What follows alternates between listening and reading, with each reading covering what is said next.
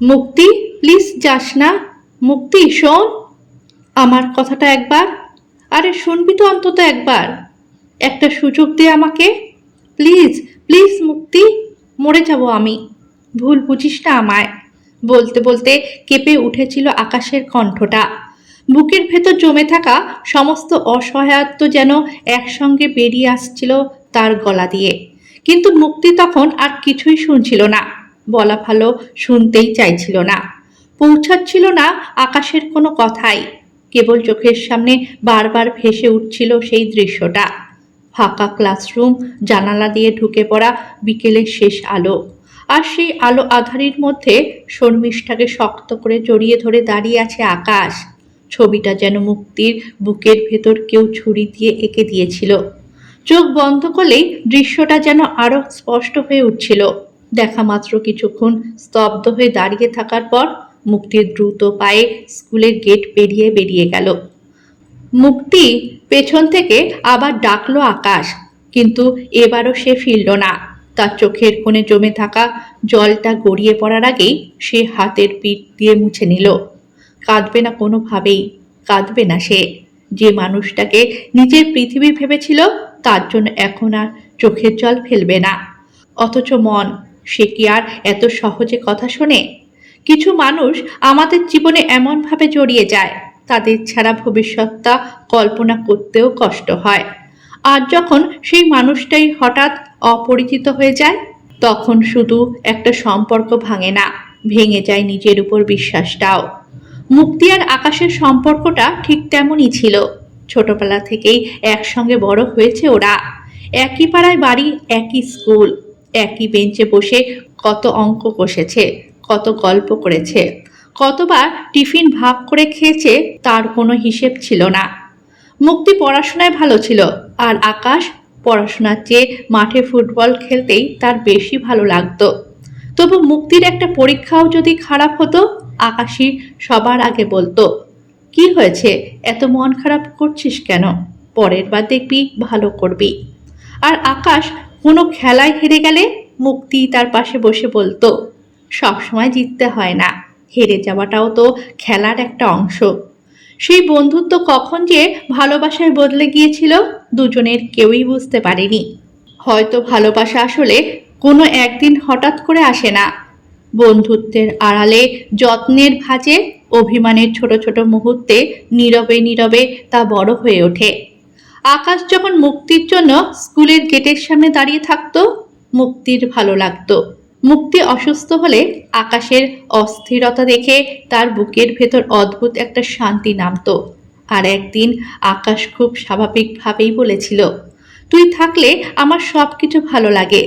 মুক্তি সেদিন কিছু বলেনি, শুধু মুখটা নিচু করে মুচকি হেসেছিল। সেই হাসির মধ্যেই যেন উত্তরটা লুকিয়েছিল। কিন্তু ভালোবাসার গল্পে কখনো কখনো এমন একটা মুহূর্ত আসে যেটা পুরো গল্পটাকেই উল্টে দেয়। মুক্তির জীবনেও সেই মুহূর্তটা এসেছিল সেদিন। স্কুল ছুটির পর একটা খাতা নিতে ফিরে গিয়েছিল সে। ক্লাসরুমটা ছিল একেবারে ফাঁকা। দরজার কাছে পৌঁছেই থমকে দাঁড়িয়েছিল সে। ভেতরে আকাশ আর তার বাহুডোরে শর্মিষ্ঠা। কয়েক সেকেন্ডের জন্য যেন পৃথিবীটা থেমে গিয়েছিল। আকাশ ও মুক্তিকে দেখে জমে গিয়েছিল। অস্পষ্টভাবে মুখ থেকে বেরিয়ে এলো মুক্তি। তারপরই মুক্তি ছুটে বেরিয়ে গিয়েছিল। সেদিন আকাশ যতই বোঝাতে চেয়েছিল, মুক্তি কিছু শুনতে রাজি হয়নি। কেন শর্মিষ্ঠা সেখানে ছিল, কেন আকাশ তাকে জড়িয়ে ধরেছিল, সত্যিটা কি ছিল, এসব জানার আগেই মুক্তি নিজের মনে একটা উত্তর তৈরি করে নিয়েছিল। আর সেই উত্তরটাই তার কাছে সত্যি হয়ে উঠেছিল। পরদিন স্কুলে গিয়েও আকাশের সঙ্গে কথা বলেনি সে। একদিন, 2 দিন, করতে করতে 1 সপ্তাহ। আকাশ প্রতিদিন অপেক্ষা করেছে, কিন্তু মুক্তি একবারও ফিরে তাকায়নি। শেষ পর্যন্ত একদিন মুক্তি স্কুল ছেড়ে দিল। তারপরও আকাশ থামেনি। প্রতিদিন বিকেলে মুক্তির বাড়ির সামনে গিয়ে দাঁড়িয়ে থাকতো। কখনো গেটের বাইরে, কখনো রাস্তার মোড়ে, কখনো বা ঘন্টার পর ঘন্টা। মুক্তি জানালার আড়াল থেকে তাকে দেখতো, কিন্তু বাইরে বেরোতো না। মনের ভেতর তখন অভিমান আর কষ্টের যে দেওয়াল তৈরি হয়েছে, সেটাকে ভাঙার মতো শক্তি তার ছিল না। একদিন আকাশ অনেকক্ষণ দাঁড়িয়ে থেকে ফিরে যাচ্ছিল। হঠাৎ বাড়ির দরজার আড়াল থেকে মুক্তির চোখে পড়ল ছেলেটার মুখটা। কেমন অসহায় দেখাচ্ছিল। মুক্তির বুকটা কেঁপে উঠেছিল। তবু দরজা খোলেনি সে, কারণ সে বিশ্বাস করেছিল যে মানুষ অন্য কাউকে ভালোবাসতে পারে, তার কাছে নিজের ফিরে যাওয়ার কোনো অর্থ নেই। কয়েকদিন পর মুক্তি চলে গেল শিলিগুড়িতে, তার মাসির বাড়ি। তারপর কেটে গেছে অনেকগুলো বছর, আর দেখা হলো না আকাশ আর মুক্তির। তবে আকাশ কোনোদিনও সেই ঘটনাটা ভুলতে পারেনি। তার জীবনে মুক্তি ছিল না ঠিকই, কিন্তু মুক্তিকে ঘিরে থাকা স্মৃতিগুলো ছিল প্রতিদিন, আর ছিল একটা অসমাপ্ত কথা। সত্যিটা তাকে জানানো হলো না। শুধু একটা ভুল বোঝাবুঝির কারণে মানুষটা তার জীবন থেকে চলে গেল। আকাশ জানতো মুক্তি তাকে ভুল বুঝেছে, কিন্তু কিভাবে সেই ভুল ভাঙাবে, কোথায় খুঁজবে তাকে, কেউ জানতো না। সময়ের সঙ্গে জীবন এগিয়ে গেল। মুক্তি বড় হলো, আকাশও নিজের জীবনে ব্যস্ত হয়ে পড়ল। কিন্তু কিছু অপেক্ষা থাকে, যেগুলো সময়ের সঙ্গে শেষ হয় না। সেগুলো শুধু মানুষের মনের কোনো এক গোপন কোণে চুপ করে বসে থাকে। তারপর একদিন হঠাৎ সেই অপেক্ষার দরজা খুলে যায়। বহু বছর পর আবার মুখোমুখি হয় দুজন, একটা অপ্রত্যাশিত জায়গায়, একটা অপ্রত্যাশিত মুহূর্তে। মুক্তি তখনও জানতো না সামনে দাঁড়িয়ে থাকা মানুষটা শুধু তার অতীত নয়, তার জীবনের সবচেয়ে বড় অসমাপ্ত সত্যটাও। আর আকাশ মুক্তিকে দেখেই তার বুকের ভেতর যেন বহু বছর ধরে চাপা পড়ে থাকা একটা ব্যথা আবার জেগে উঠল। সে শুধু মনে মনে বলল, এবার তোকে সবটা বলবো মুক্তি, এবার আর তোকে হারতে দেব না। কিন্তু সে জানতো না এই পুনর্মিলন শুধু পুরনো ভালোবাসাকে ফিরিয়ে আনবে না, বরং এমন কিছু সত্য সামনে আনবে যা তাদের দুজনের জীবনকেই আবার বদলে দেবে। সেদিন বিকেলের আলোটা কেমন যেন অন্যরকম ছিল। স্কুল ছুটির পর আকাশ টিচার্স রুমে বসে কিছু খাতা দেখছিল। বাইরে করিডোরে ছেলে মেয়েদের কোলাহল ধীরে ধীরে কমে আসছিল। কেউ বাড়ি ফিরছে, কেউ আবার মাঠে দাঁড়িয়ে গল্প করছে। আকাশ অভ্যাসবশত খাতা দেখার ফাঁকে ফাঁকে দরজার দিকে তাকাচ্ছিল। আর তারপরেই হঠাৎ করে যেন তার হাতের কলমটা থেমে গেল। দরজার ওপাশে দাঁড়িয়ে থাকা মেয়েটাকে দেখে কয়েক সেকেন্ডের জন্য আকাশের নিঃশ্বাস আটকে গেল। সেই চোখ, সেই মুখ, সেই চাহনি। এতগুলো বছর পেরিয়ে গেলেও মানুষটাকে চিনতে এক মুহূর্ত লাগলো না। মুক্তি। আকাশের বুকের ভেতরটা যেন আচমকাই কেউ মুঠো করে চেপে ধরল। এত বছর ধরে যে মুখটা তার স্মৃতির পাতায় ছিল, আজ সেই মুখটা তার সামনে, কিন্তু মানুষটা যেন আগের সেই মুক্তি নেই। একসময় যে মেয়েটা সামান্য একটা কথাতেও 10টা কথা বলতো, যে হেসে হেসে পুরো ক্লাস মাথায় তুলে রাখতো, যে রাগ করলে চেঁচিয়ে সব কিছু মাথায় তুলতো, আবার 5 মিনিট পরেই নিজে এসে বলতো, আচ্ছা রাগ করিস না, সরি। সেই মুক্তি আজ অদ্ভুত রকমের শান্ত, চুপচাপ ও গম্ভীর।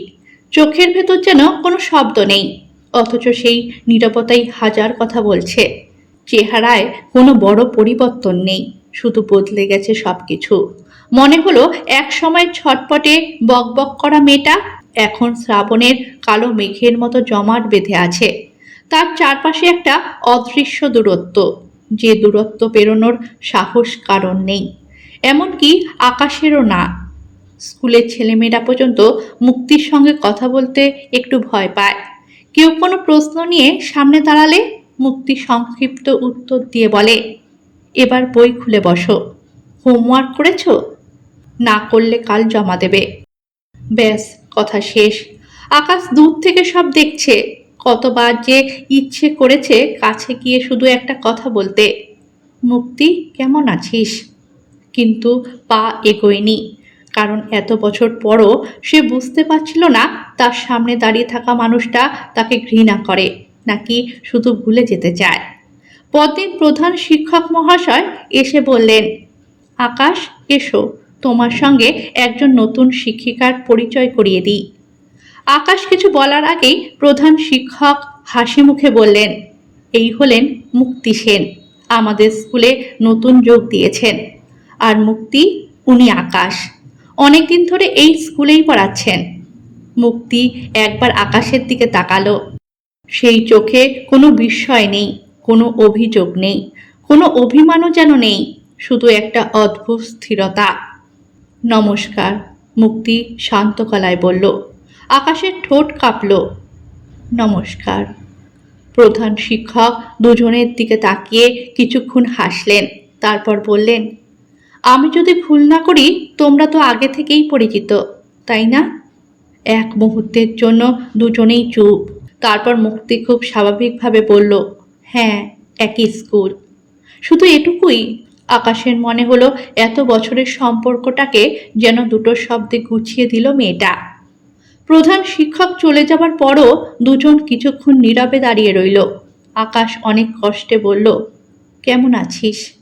মুক্তি সামান্য হেসে বলল, ভালো। শিলিগুড়িতে ছিলি? হ্যাঁ।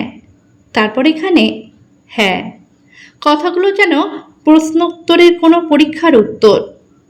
কোনো উষ্ণতা নেই, কোনো অতীত নেই, কোনো আমরা নেই, শুধু দুজন মানুষ যারা একসময় একে অপরের পৃথিবী ছিল। সেদিন স্কুলে আর কথা হয়নি। তারপরের কয়েকটা দিন আকাশ বারবার চেষ্টা করেছে, কখনো করিডোরে, কখনো লাইব্রেরির সামনে, কখনো স্টাফ রুমের দরজায় দাঁড়িয়ে। মুক্তি, একটু কথা ছিল। মুক্তি খাতা গোছাতে গোছাতে বলেছে, এখন একটু কাজ আছে। কখনো বলেছে পরে, কিন্তু সেই পরে আর আসেনি। আকাশ বুঝেছিল মুক্তি তাকে একটা সুযোগ দিতে চাইছে না। হয়তো এখনো সেই পুরনো দৃশ্যটাই তার চোখের সামনে, সেই ফাঁকা ক্লাসরুম, শর্মিষ্ঠা আর আকাশের দুটো হাত তাকে জড়িয়ে আছে। তারপর একদিন স্কুলে এমন একটা ঘটনা ঘটল যা এত বছর ধরে বন্ধ থাকা একটা দরজা খুলে দিল। টিফিনের পর হঠাৎ করিডোরে চিৎকার শুনে আকাশ দৌড়ে বেরিয়ে এলো। একটা মেয়েকে কয়েকজন ছাত্র ঘিরে দাঁড়িয়ে আছে। মেয়েটা ভয়ে কাঁপছে, ছেলেগুলো হাসাহাসি করছে। আকাশ যেতে থতমত খেয়ে বলল, স্যার, আমরা তো শুধু মজা করছিলাম। আকাশের চোখ মুহূর্তেই কঠিন হয়ে গেল। মজা? তার গলার একটা শব্দেই হাসি থেমে গেল। ঠিক তখনই মুক্তিও ছুটে এলো। পরিস্থিতিটা বুঝতে তার এক মুহূর্তও লাগলো না। সে মেয়েটার পাশে গিয়ে দাঁড়ালো। ভয় পেও না। মেয়েটা কাঁদতে কাঁদতে মুক্তির হাত ধরে ফেলল। আর আশ্চর্যের বিষয়, সেই মুহূর্তে আকাশ আর মুক্তি দুজনেই নিজেদের অতীত ভুলে গেল। তাদের মধ্যে কোনো দূরত্ব ছিল না, ছিল না কোনো অভিমান, ছিল শুধু একজন ভীত মেয়েকে নিরাপদে রাখার তাগিদ। আকাশ ছেলেগুলোকে কড়া গলায় বলল, তোমরা এখনই প্রধান শিক্ষকের ঘরে যাবে। ছেলেগুলো মাথা নিচু করে চলে গেল। মেয়েটাকে শান্ত করতে করতে মুক্তি বলল, কেউ তোমাকে কিছু বললে বা খারাপ কিছু করলে চুপ করে থাকবে না, কাউকে বলবে, বুঝেছ? মেয়েটা কাঁদতে কাঁদতে মাথা নাড়ল। আকাশ কিছুক্ষণ চুপ করে দাঁড়িয়ে রইল। তারপর খুব ধীরে বলল, জানিস, এমনই একটা ঘটনা ঘটেছিল সেদিন শর্মিষ্ঠার সঙ্গে। মুক্তির হাত থেমে গেল। মেয়েটার থেকে চোখ সরিয়ে ধীরে ধীরে আকাশের দিকে তাকালো সে। আকাশ এবার আর পিছিয়ে গেল না। এত বছর ধরে বুকের মধ্যে আটকে থাকা কথাগুলো যেন আজ বেরিয়ে আসার পথ পেয়ে গেছে। তাই সে মেয়েটাকে ক্লাসে যেতে বলে বলতে শুরু করলো, সেদিন শর্মিষ্ঠাকে আমি খারাপ অবস্থায় দেখেছিলাম। মুক্তির চোখের দৃষ্টি ধীরে ধীরে বদলে গেল। আকাশ বলতে শুরু করলো, ওকে স্কুলের ছেলেরা বিরক্ত করেনি মুক্তি, একজন শিক্ষক ওর সঙ্গে খারাপ ব্যবহার করছিল। মুক্তির মুখ ফ্যাকাশে হয়ে গেল। আকাশের গলা ভারী হয়ে এলো। শর্মিষ্ঠা কাউকে বলতে পারছিল না, ভয় পেত, লজ্জা পেত। সেদিন আমিও নিজের খাতা নিতে ভুলে গিয়েছিলাম, তাই স্কুল ফাঁকা হওয়ার পর আবার ক্লাসে ফিরে গিয়েছিলাম। সে একটু থেমে একটা দীর্ঘশ্বাস ফেলে বলল, আর তখনই সবটা নিজের চোখে দেখি। মুক্তি নিঃশব্দে তাকিয়ে আছে। আমাকে দেখেই স্যার সেখান থেকে চলে যায়। আর শর্মিষ্ঠা? আকাশ চোখ নামিয়ে নিল।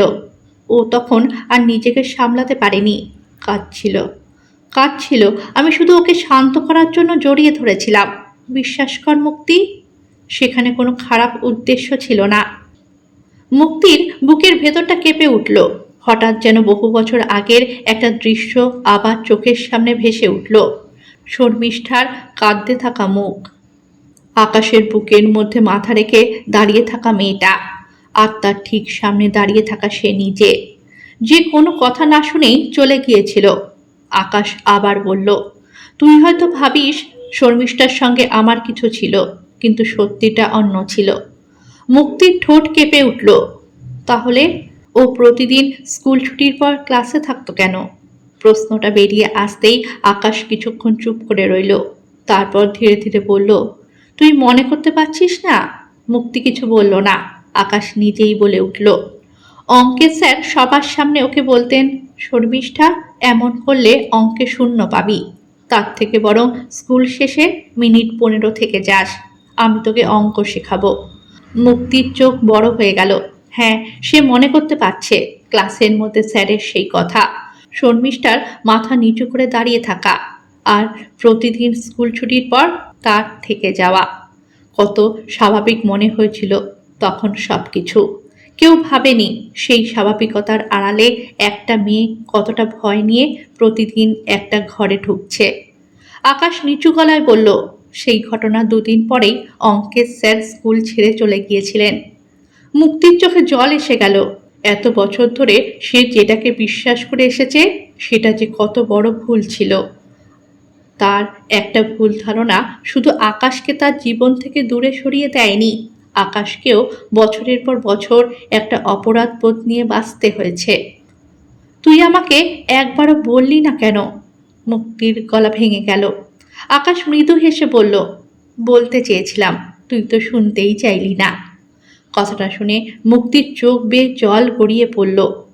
আমি তো ভেবেছিলাম। আকাশ তাকে থামিয়ে দিয়ে বলল, জানি তুই যা দেখেছিলি সেটাই সত্যি মনে হয়েছিল, আমি তোকে দোষ দিইনি কোনো দিন।